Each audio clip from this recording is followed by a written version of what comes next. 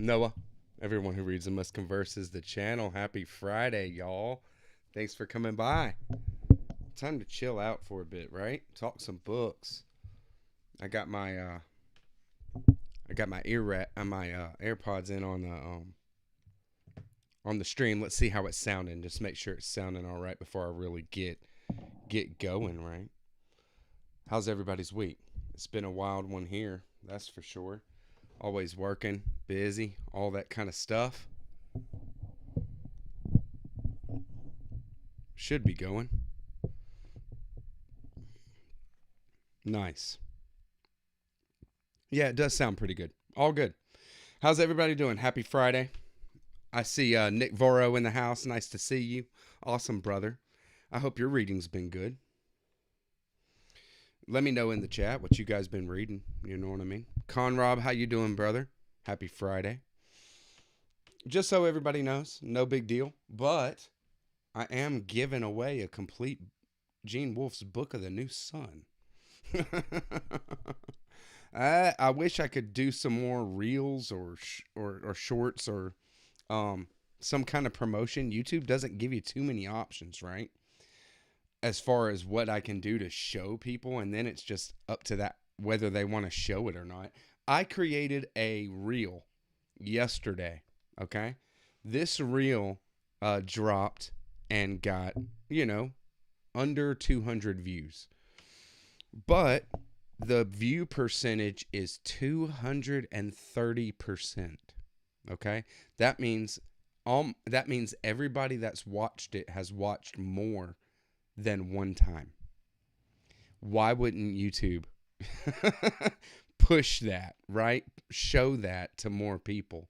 It just shows you that, the whole kind of rhetoric around these kind of social media and what you do is total BS. It just is whether or not the content that you create fits with what they really are wanting to do as a business model, right?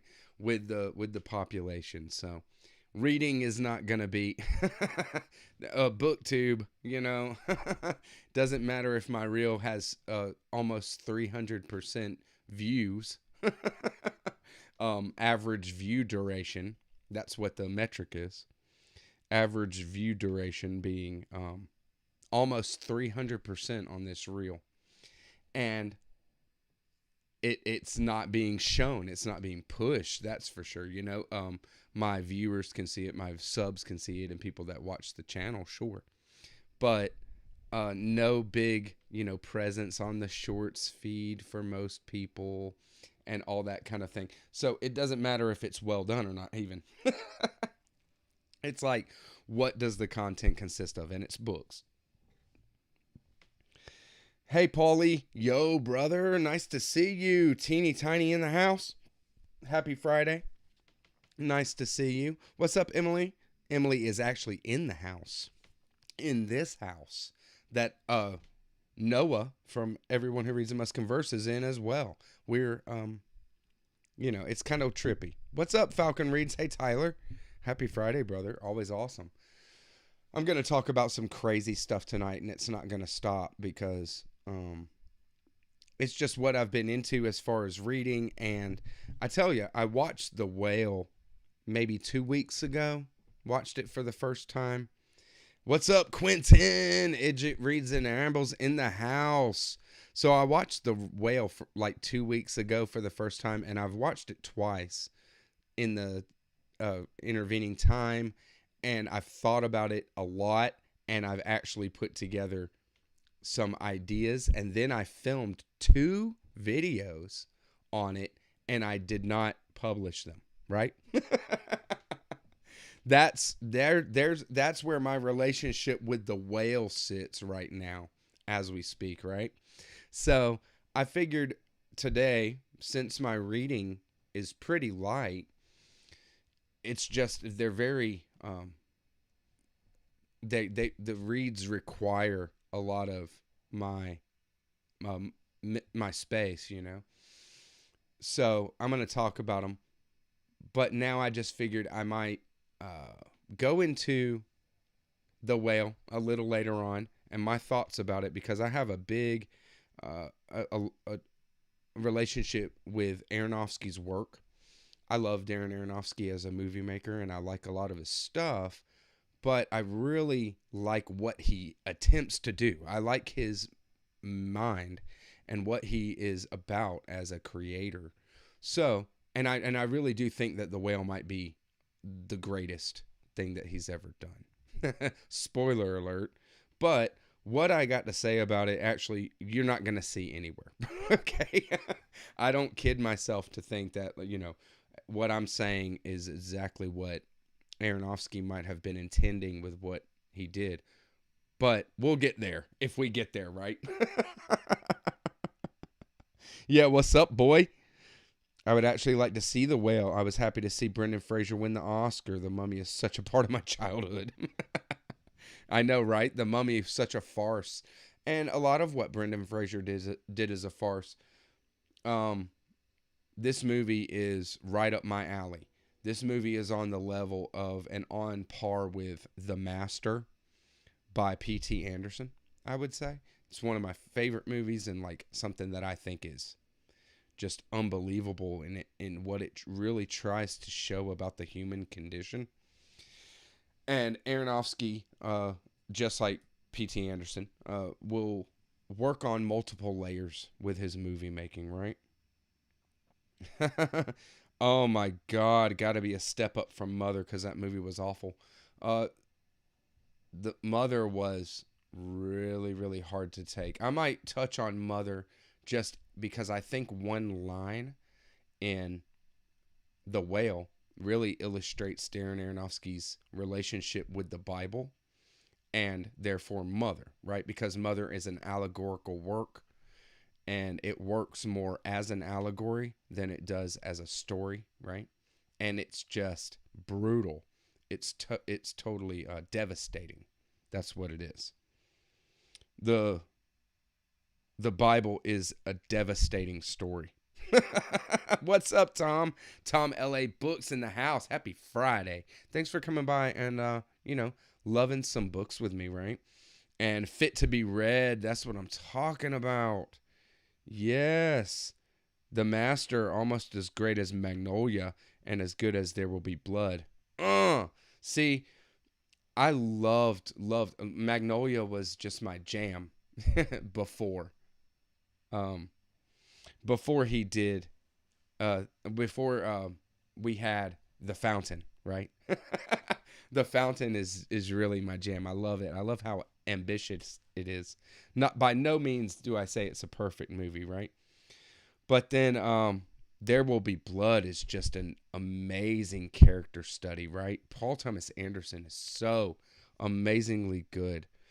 I love P.T. Anderson. And to be fair, P.T. Anderson is, I love P.T. Anderson far more than Darren Aronofsky as a movie maker. But I don't want to take away from Aronofsky. I could never visually put forth something like that, just on the level that he's doing. I couldn't even. Yeah, the Whale is incredible. We'll see how we get there. Yeah, just complete allegory, and that's fine. You got to go into it with that. But what it is just a complete. I mean, it's complete destruction by the end. It's the apocalypse, of course, right? And it's just why. Why do you want to, But then that question of why do that is what the movie's all about, right? In Mother. Like, why do that? Well, we do it, going towards a lesser of two evils, right? Is not the way to go. Jesse reads and meditates. Hey, what's up? Hi, everyone. Awesome. Thanks for coming by. And that's what I'm talking about. Friday, people coming and hanging out. Yes. Yeah, channel win. Y'all are great. It's a dangerous thing. It's not dangerous to confuse children with angels. I love it. Yep.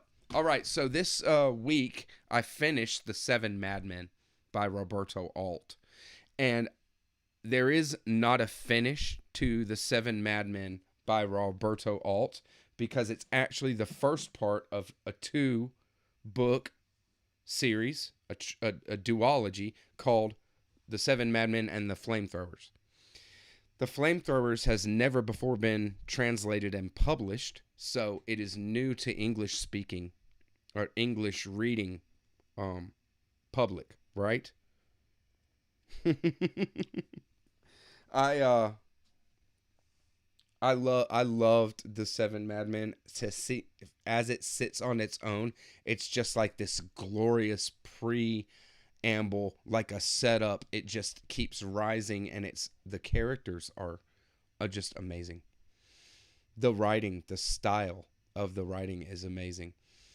But there is no satisfaction in this ending. If it stands alone, The Seven Madmen by itself, I see it like Quentin Tarantino's The Hateful Eight, right? It's a story about lies and the liars that tell them, right? And everything in the story is a lie. There's no truth to be found. This is the world of The Seven Madmen. And it is Argentina in the 20s. It's spectacular, completely spectacular, but I'm keeping on with the story because the last page in The Seven Madmen, I'm not going to give any spoilers away. The last page has our main character saying, to another character named the astrologer. Erdosian says to the astrologer, you're a lot like Lenin. And end of story, right? End of chapter, end of book. And the first page of The Flamethrowers picks up in the same scene where the astrologer replies, in his thinking, he thought to himself, at least Lenin knew where he was going. And so there is no completion of The Seven Madmen without reading The Flamethrowers. There's footnotes in there about the forthcoming book, these kind of things. It's just incredible that it never was translated into English until now, right? So thank you, coronasamas.press. Link will be in the description box for where you can get it. Because as you see, Seven Madmen, there's a couple of editions that you can get of this. But you can't read it in English unless you go to coronasamas.now. And there's I will put out content on this when I get finished. But suffice it to say that we're in a very edgy, like I said before, I described The Seven Madmen as kind of like Fight Club, right? Where you're with the modern man of the time and their disillusionment with reality, and where do they go with the question of what do we value in life? This kind of thing, right? Novels and Crumbs, what's up, brother? Happy Friday. Nice to see you. I was about to have my chat up on the screen. I'm getting close to figuring that out using the streaming software that I have now, that I'm using to use the mic and everything, and it's just going to be a little bit longer. I'm not really technically inclined. It just kind of stopped right before the stream tonight. I really dig Novels and Crumbs poetry. Y'all check out his Instagram if you want a piece of that. He'll post some stuff on Instagram sometimes. Watching Mr. Norrell and Jonathan Strange and Noah. Reading Mr. Norrell and Jonathan Strange. I hear it's pretty good. And there we go. So, look, Seven Madmen is really, really interesting. The characters really shine. Roberto Arlt, you are intimately in the mind and in the motivations of each character, whether they're motivated or unmotivated. You're in their space like that. It's very interesting. It's scary. Really, every character in The Seven Madmen is so unhinged and crazy and going towards a fallacy, going towards something crazy, that it is scary. It's a scary book. It'll keep you guessing. You can't wait. Choppy chapters, and you can't help just wondering what the next one's going to be and going into it. It's a complete shit show, if you will. There you go, brother. So, all right. That's it for Seven Madmen for now, right? Because once I get the whole story with the flamethrowers, I'll be talking about it a lot more. Probably touch on this kind of thing, idea, in the final thoughts, even if just to come back to it, because whether or not it plays out in a thematic way, like a big way, in how I frame the experience of this novel in the end, it'll be interesting to see how that works out in how this works out, because there is a huge anarchist conspiracy headed by the astrologer, who is very much like a Tyler Durden style. You know, he's putting together a group of anarchists, and it is scary.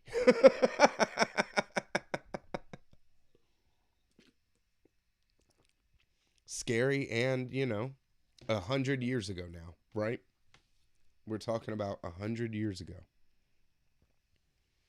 Novels and Crumbs loved it. Well, I mean, I'm loving it too. Let me tell you, it's really, really interesting. So fun. Roberto Arlt has a style all his own.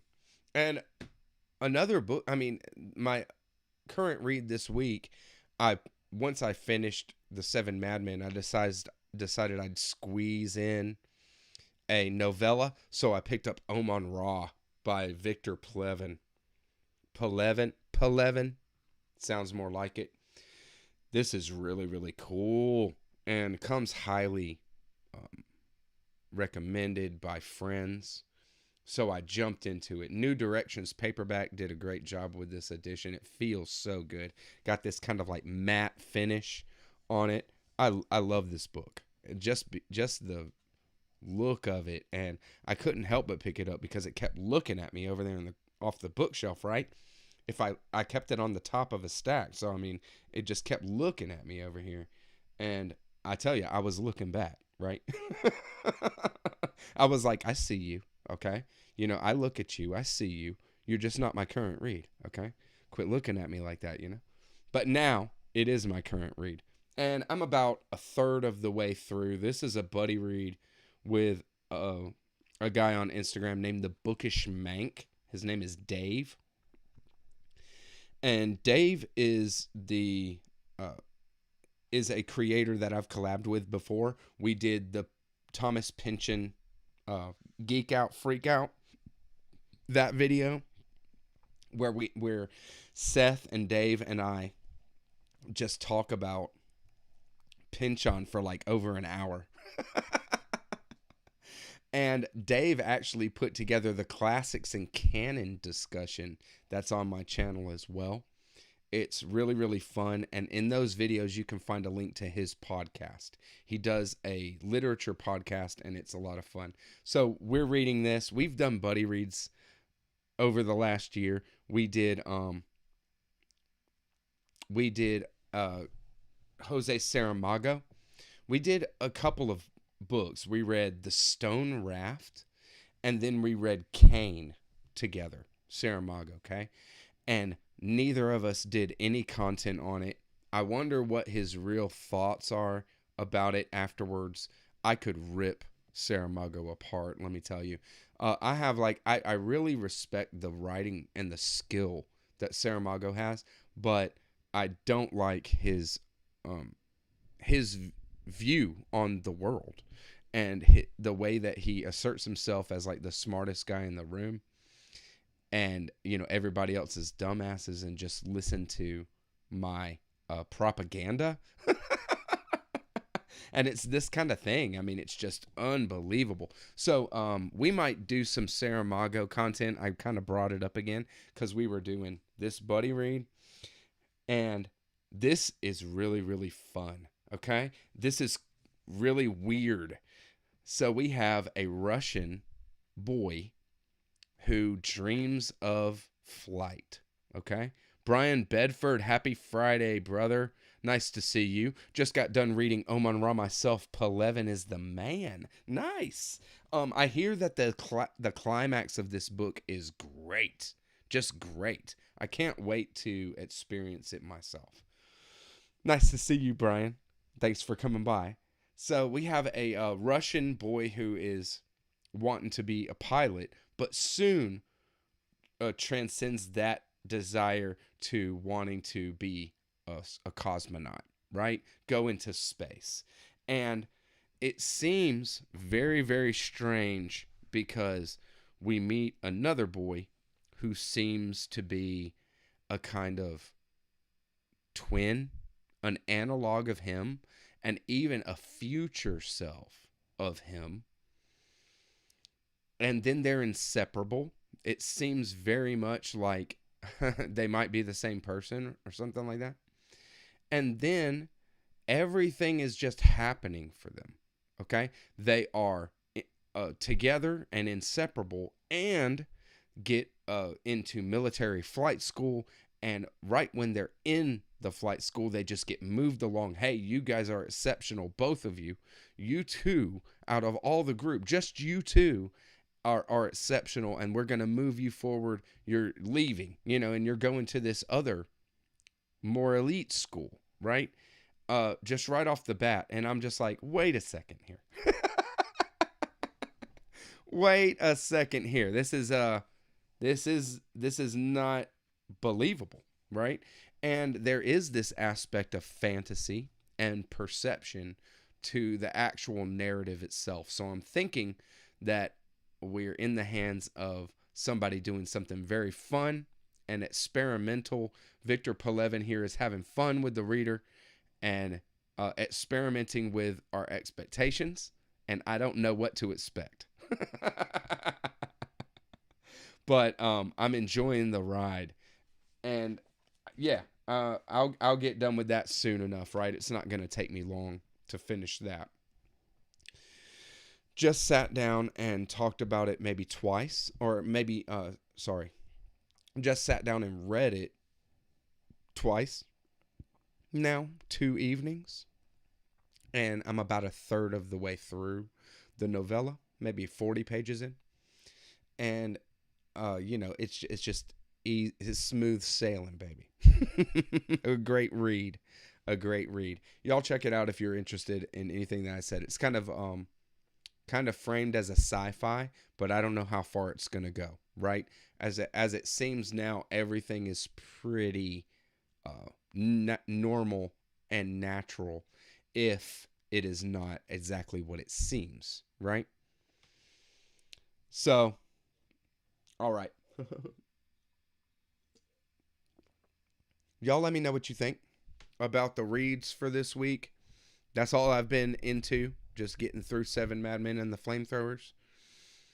And then SS is in the house. And then getting through Omon Ra, Victor Pelevin. They might both be done by next Friday, right? But more than likely, I'll still be reading Omon Ra, or I mean, I'll have finished Omon Ra, but still be reading the Flamethrowers. We'll see, and maybe I'll grab something else small and start it, right? That's just how it goes. I'm really digging it and can't wait to talk about the Seven Madmen. Maybe do something, because being in with Corona Samas.press the way that I am, and Rick and what he's doing, maybe it has been suggested to do something with the translators.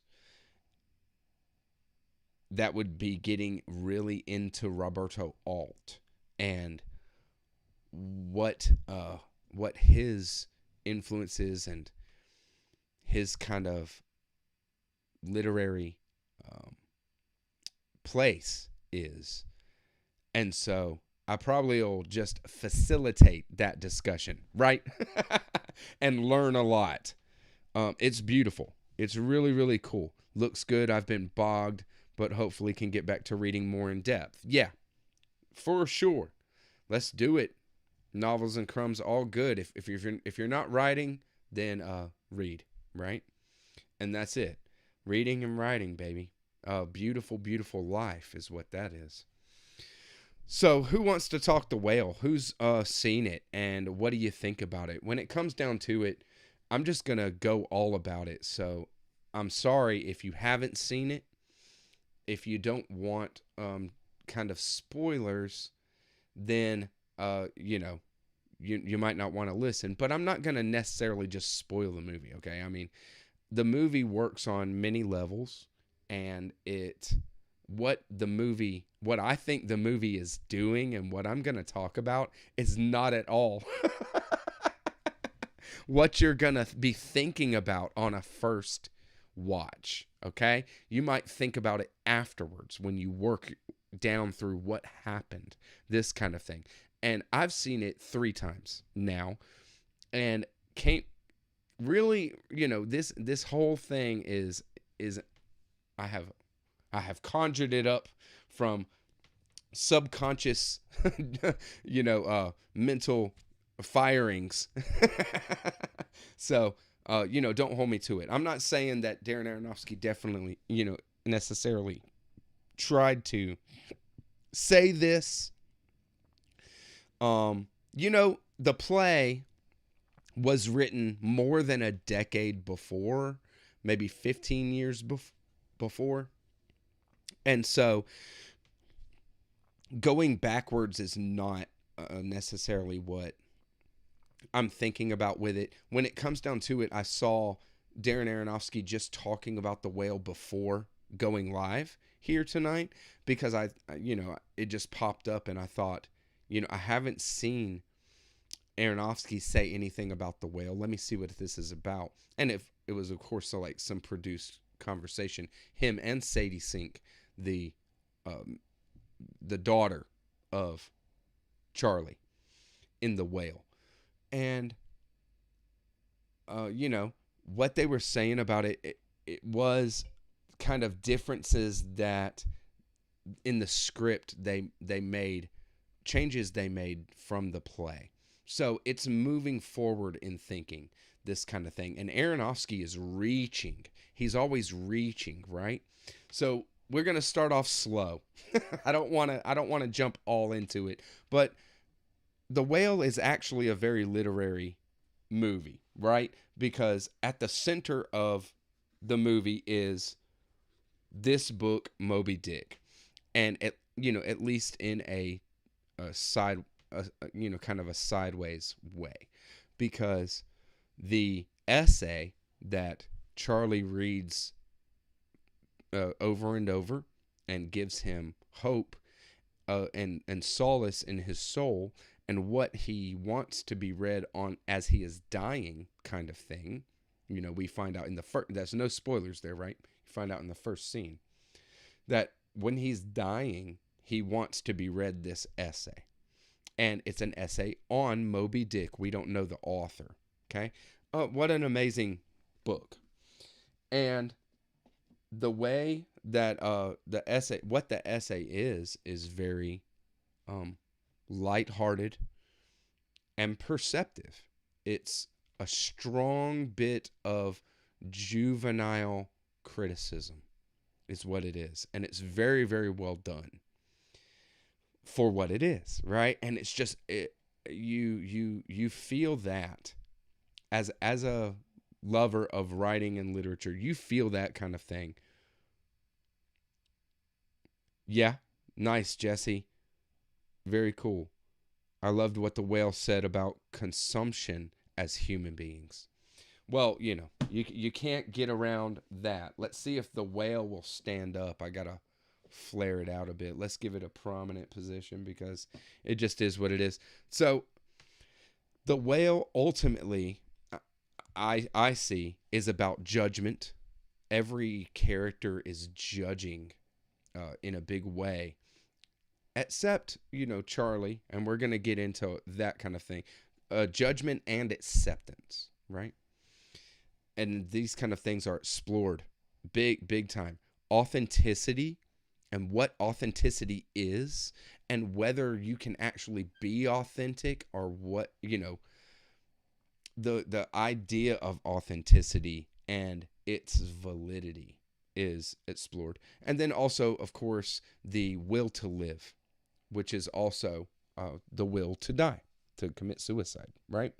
So these kind of things are on the table and will be talked about in just like a very, broad sense from here on out. So there's your kind of trigger warning, right? Meaning the all consuming of anything, whether it's being all consumed by a relationship, all consumed by your vices, or whatever. Very cool, Jesse. And I think that it does show that. Just like this kind of idea of consuming.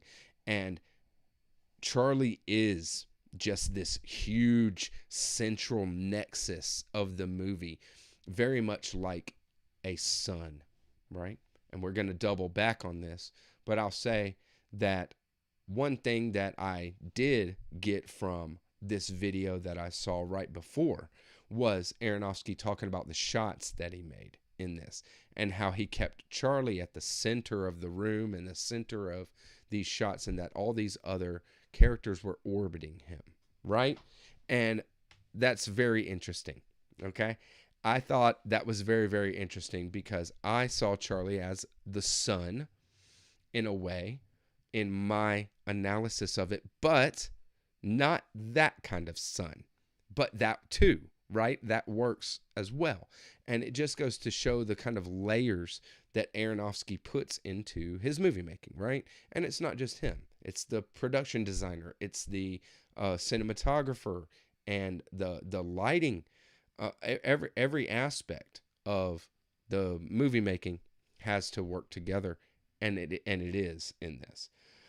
So in that we have like a naive and a naive and very inauthentic character in Thomas, who is this door-to-door evangelist.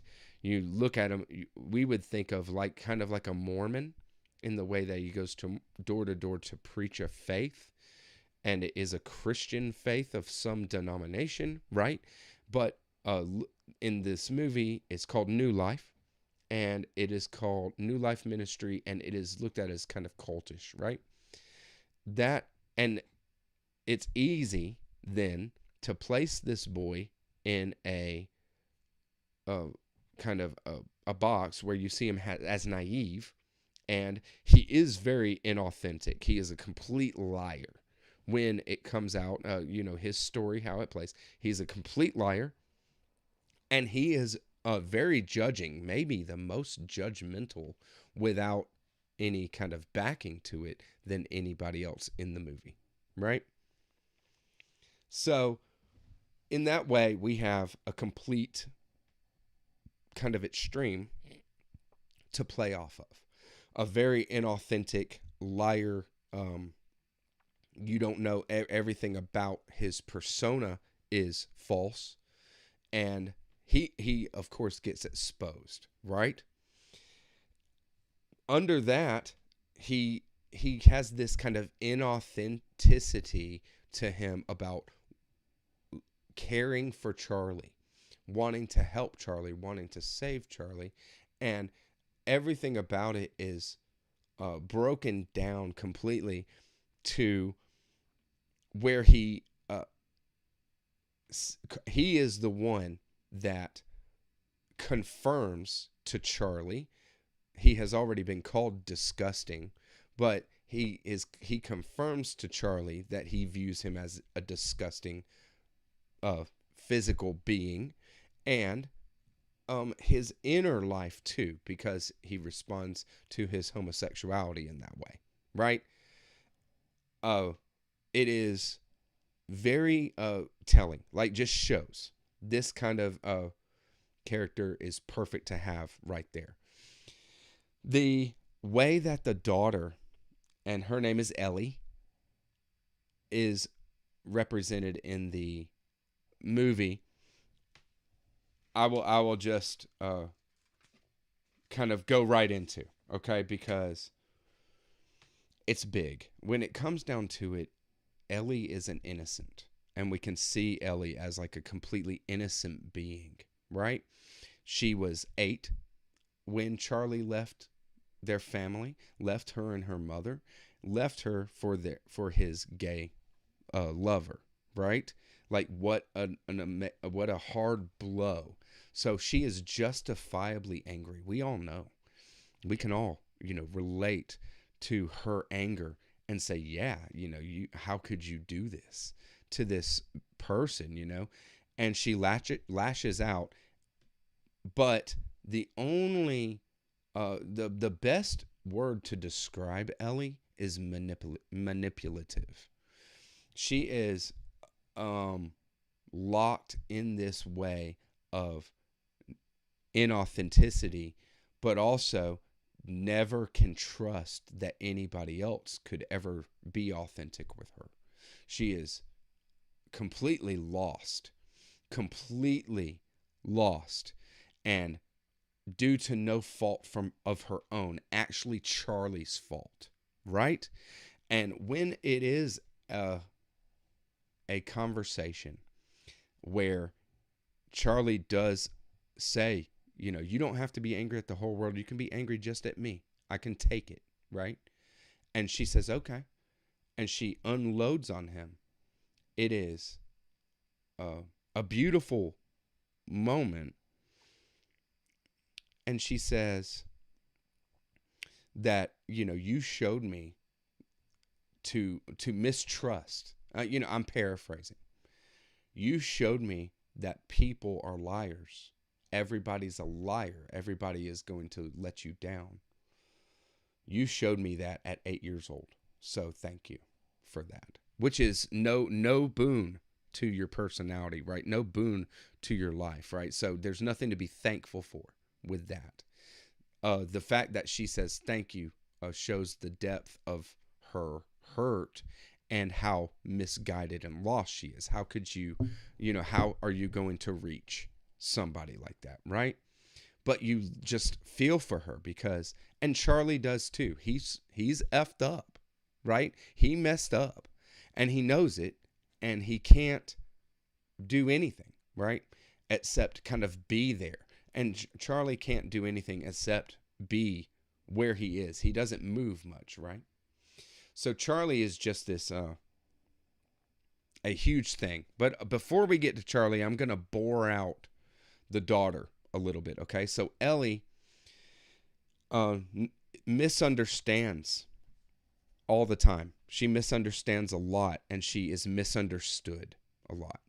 Meaning the all-consuming shows different thinking people are outcasts, and the feeling they don't belong. Individuals in it, anyways. I think.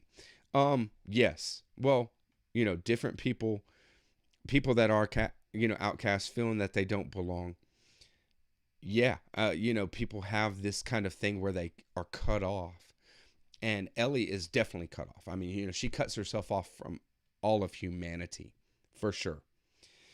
And she's in a self-destructive mode. She's in a mode, and you see it, where she wants to destroy everything. She's constantly lashing out. She asserts herself very quickly when she is in Charlie's apartment, makes herself at home, really, and then just grills him. And she's very, very aggressive, or at least assertive, right? And we see that she's lashing out to a point of destruction, like where she's really looking to destroy stuff. But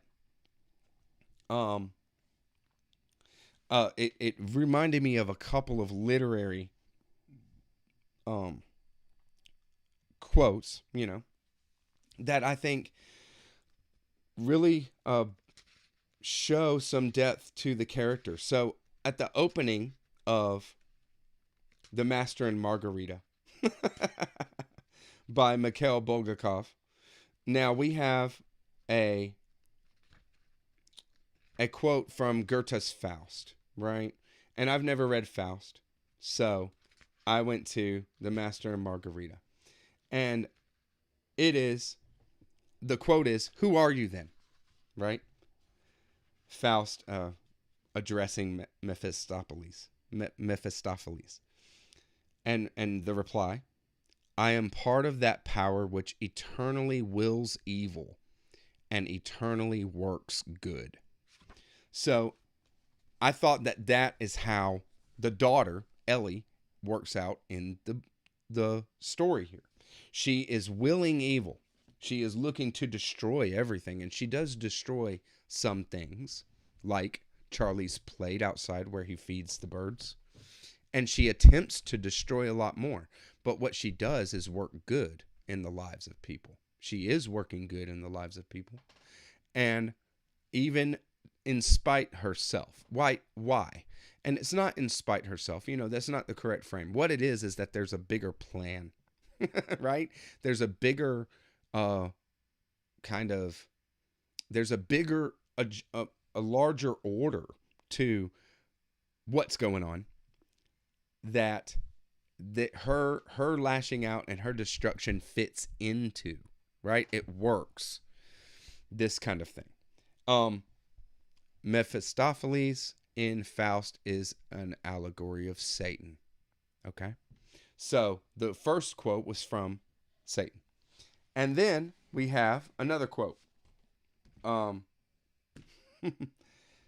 Milton's Paradise Lost came to mind. And this kind of quote was, let me think. It is, let me see. I thought I wrote it down. I can just pull it out anyways. Save destruction, all joy is lost for me. Okay? Save destruction, all joy is lost for me. In Paradise Lost, like book 9, I believe, Satan says this. Because he's completely lost. Okay? He's completely lost. And just the lashing out and the destruction is the only kind of joy that he can think of, and the only thing, right? And I think that we're on to something now, because we have two quotes from Satan here. And I will say that in a way, and maybe the way that means means the most, that Ellie is completely authentic, right? She's honest. She is hurt and she shows it. She is a broken apart kind of being, and can't marry the parts of herself in any way, and is just in pain and hurting. And it's Charlie's fault, right? Period.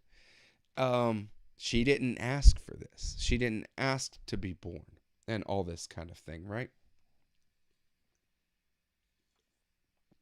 So how we doing? Okay. We're almost there. Okay. So Charlie, now we're here. If we can see Ellie as an allegory of Satan, okay? Not that she is evil. I think that the tell of the mother saying that she's evil, I think that's another tell that Ellie is an allegory for Satan. But Charlie is the truth, okay? And Charlie says, no, she's not evil. And Charlie shines light on the actions of Ellie and brings it to light that she is that which wills evil but eternally works good, right? This kind of thing, right? Okay. So Charlie is food obsessed and committing suicide through indulgence. And there is a question in this of just, is suicide wrong? How do you feel about it? Is suicide wrong? It's a right, a choice that we all have every single moment of our life. This kind of thing, right? And just kind of think of, other writers have done it very well, and there is a lot of, exploration on the subject. Suicide is something that is a tough subject to talk about, but it is something that everybody has a working relationship with in their day to day. Period. Though it's your willpower, it's your will. That's what is on the table. And so Charlie is always throughout the movie pushing to tell him something honest, for some people to be honest. And that gets more intense as we go through it. But is Charlie choosing suicide? Is Charlie choosing self-soothing through food, and the byproduct is suicide? Well, I would say, yeah, there is an aspect of that it is a comforting thing getting into it, for sure. But that's where Charlie says, but I let it get out of hand, right? And once you're letting something get out of hand, there's times, we're conscious beings all the time. So there is a time where you say okay to it. There's a time when you say okay to giving into the indulgence or the vice in that way. Okay? And I'm not saying that is right or wrong. I really want to keep that kind of thing is on the table, that we know that we can talk about these things without something being a right or a wrong thing. No judgment, because that's what this movie is really getting at, is where does your judgment lie? That is the other supporting actress, who I'm not talking about very much tonight. She is judgment. She says, I don't believe that you can save anybody else, right? Liz, the helper. So, and she is the aspect of judgment in this, and she is completely overcome and transcended by Charlie and Ellie, right? So judgment is something that is shown, and it's brought to the surface in the viewer, and it's transcended in the movie, and it's how far can you go with it. And Darren Aronofsky didn't show the only way. He didn't show even the best way, probably, right? But he showed a way visually of showing something like this, transcending judgment. So Charlie goes through a change in his tell me something honest there, because he's he wants authenticity from people. He's a writer, and he's pushing for this kind of thing, and he struggles with that kind of thing himself in being authentic. And he's no wiser really than anybody else in this movie. But when it comes down to it, he's just, everything is lowered with him. He's on, life and death is a day by day, hour by hour kind of thing, right? And so he is not concerned with judgments or anything like this. He really is just trying to connect with people, or or he kind of does his indulgence thing, right? And we have a few kind of scenes of that, especially the ultimate climax of indulgence that is right before his final scene, right? Honesty and truth is where the value lies with Charlie. Whether something is being true or honest, not in perfection, not in is it right. It's not right or wrong. That's like completely off the table. It's whether something is true or honest. And it doesn't have to be capital T true, like true in a universal sense only. It can be true in the most relative, most personal sense. That's what he wants and what he respects. the most, saying that something is amazing because it is true. That's amazing. Thank you for sharing that kind of thing, right? And he realizes this, like, when the daughter writes, I love when he reads the short little lines that she writes, right? And not only did he see that it was a haiku, but he sees that it is completely honest. Completely honest. Don't think you could describe it as self-soothing, because even after Charlie knows he's got congestive heart failure, there's still moments throughout the movie when he becomes upset and just goes even harder overindulging. Right. He's given into it. That's the alcoholic that, embraces it. That's the addict that embraces their vice and whatever, right? And so you have a choice until you make the choice to give up that choice, right?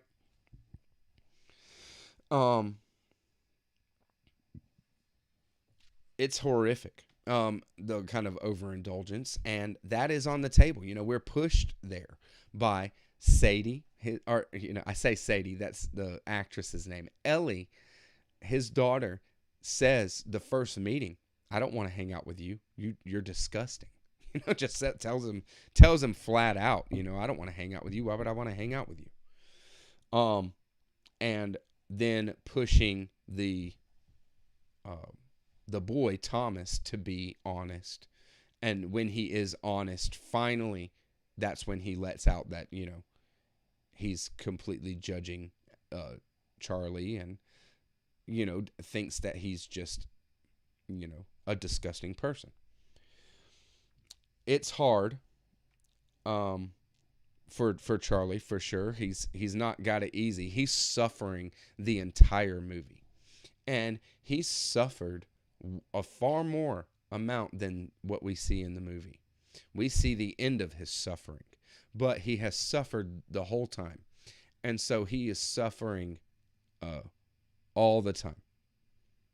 That's right, teeny tiny. Her brutal honesty is exactly what Charlie pinpoints as what he loves about her, and what will make her a strong writer. Her willingness to say what's on her mind, this kind of thing. She's very strong. Ellie is a very strong person. So if she can just find a way to direct it to something that won't be destructive, but will actually be constructive for her life, then who knows where she could go, right?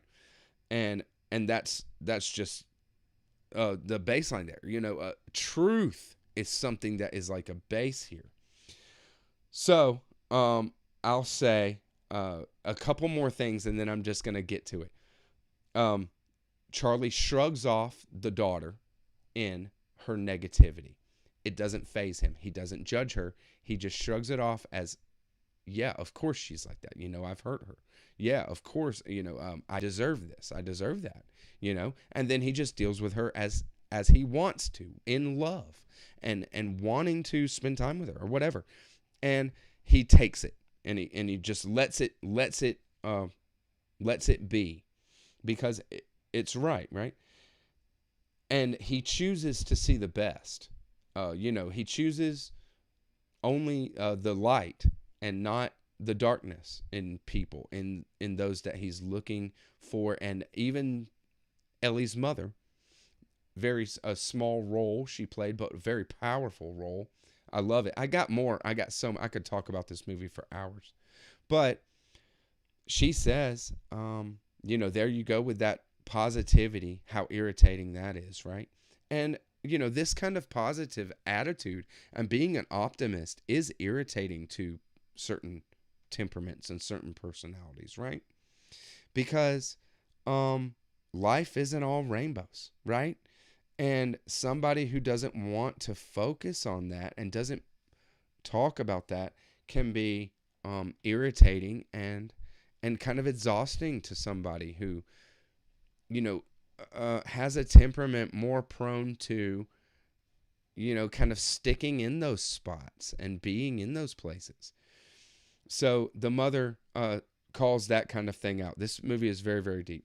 And so what I want to say is that the Whale, this movie, is about the reconciliation of God with Satan. Can we see Ellie as an analog for Satan? Okay. And then, is it such a stretch to look at the monstrosity?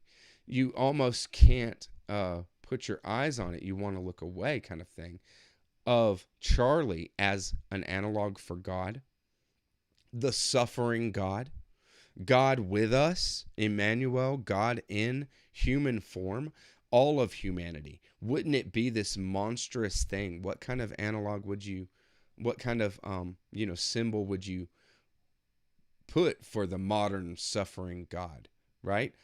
This morbidly obese being, I think is perfect. And I think that Charlie in The Whale is actually an analog for God. She saves him and he saves her. It is about the reconciliation of God and Satan, that Satan is not lost. Satan will never be lost. We will never be lost. Even though, as you do to the least of my brothers, you do unto me. Right? This kind of thing. And not the God of the Old Testament, okay? But God, as we can understand it must be, if there is to be a God, that God is the suffering God in us, right? With us, this kind of thing. She saves him in the end, and he saves her from her destruction by really just letting it go and letting his guard completely down with her. He saves her, and it gives everybody hope. It gives everybody hope, right? When they save each other like that, we gain hope, and that is the divine elixir. That is what we thrive on. So I think that a line from Charlie says it best. It's an ultimate embodiment of empathy when he says, in response to his caretaker, Liz, saying that, I don't think that anybody can save anybody else. Kind of a jaded kind of thing, right? But you can understand it, because so much of our efforts fall without any value to things that we might do. But she says, I don't think that anybody can save anybody else. And he says, I think that people are incapable of not caring. Incapable of not caring. And there is Ellie, in a way, right? She doesn't care. She hates, even. She's opposed to caring. And she's incapable of not caring, because we are human beings. She is a human. We are humans. And I think it's showing this kind of thing. Darren Aronofsky loves biblical allegories. We touched on it earlier with Mother a little bit, of course, right? And he did Noah. No surprise. No, we don't doubt that he loves biblical allegories. And I think this is another one of it. I think this is another one, for sure. Yep, Aronofsky dealt with religious biblical stuff. I wouldn't be surprised if this one had some of that. Can't wait to see it. Cool, Tyler. Let me know what you think. And yeah, I think that I'm 100% convinced that this is a valid layer, an understanding of what is going on with. And I think that when he talks about Charlie as the son, right? He said that, and in this video that I just saw right before I started this live, he says, Charlie was a son, and all these other characters were revolving around him in this orbit. They did that with the, with the camera shots and things, and the placement of the couch in the house, in the apartment. And Jesus is the son and the son, right? And so I think it works. I think it works on a lot of levels. I hope you guys enjoyed it. Happy Friday. Thanks for hanging out, crushing another hour with me, all that kind of stuff. And let me know down below your thoughts on anything, for people that watch after the live. And catch you on the next one, BookTube. Bye-bye.